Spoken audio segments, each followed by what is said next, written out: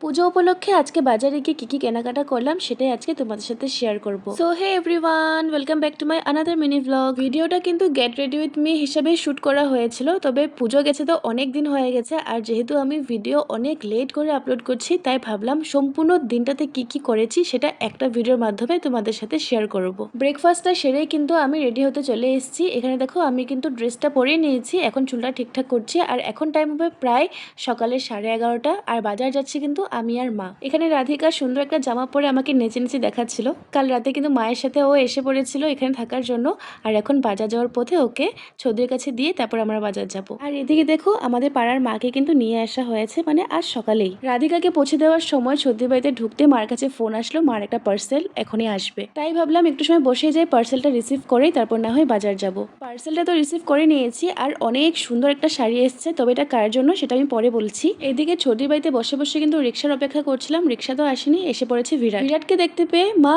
আমাকে আর বিরাটকে বাজারে পাঠিয়ে দিয়েছে। মা নিজের বাজার যাওয়াটা ক্যান্সেল করে দিয়েছে। মা বলছে মা ছোটির বাড়িতে থাকবে, আমি আর বিরাট যেন গিয়ে যা যা শপিং করার করিনি। প্রথমে এসে পড়েছিলাম জুতো কেনার জন্য, অনেকগুলো জুতো দেখেছি, কিছুই ভালো লাগছিল না। তারপর দুটো পছন্দ হয়েছে, দুটো নিয়ে নিয়েছি। তারপর কিছু কসমেটিক্স আইটেম নেওয়ার ছিল, সেগুলো নিয়ে সোজা বাড়ি চলে গেছি। মার্কেট থেকে এসে তাড়াতাড়ি করে রান্নাটা শেষ করেছি, তারপর দুজনে খেয়ে নিয়েছি। তারপর বিরাট কাজে চলে গেছে, আর আমি চলে আসলাম আইব্রো আর হেয়ার কাট করার জন্য। আইব্রো প্লাগ তো করে নিয়েছি, এখন বসে গেছি হেয়ার কাট করার জন্য।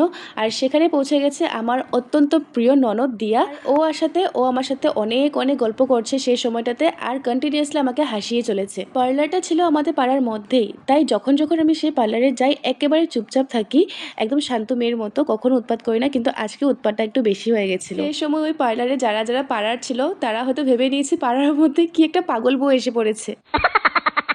কিন্তু সত্যি কথা বলতে ওই সময়টাতে আমার ওখানে বসে এতটুকু এসব করতে লজ্জা লাগছিল না, কারণ কি দিয়াকে দেখে আমি একটু কনফিডেন্ট ফিল করছিলাম। দিয়া নিজের হাতে অনেক সুন্দর করে মেহেন্দি লাগিয়েছে, সেটা আমাকে দেখাচ্ছিল, আর আমি তোমাদের দেখাচ্ছি এই মোবাইল কভারটা যেটা আমি আজকে নতুন লাগিয়েছি। এখন তোমরাই আমাকে কমেন্ট করো আমার মোবাইল কভারটা কেমন লাগছে। আর এদিকে দিদি আমাকে দেখিয়ে দিচ্ছিল আমার চুলটা কতটুকু কাটবে। এতগুলো চুল দেখে তো আমি নিজে অবাক হয়ে গেছিলাম যে না না এতগুলো চুল কাটা যাবে না।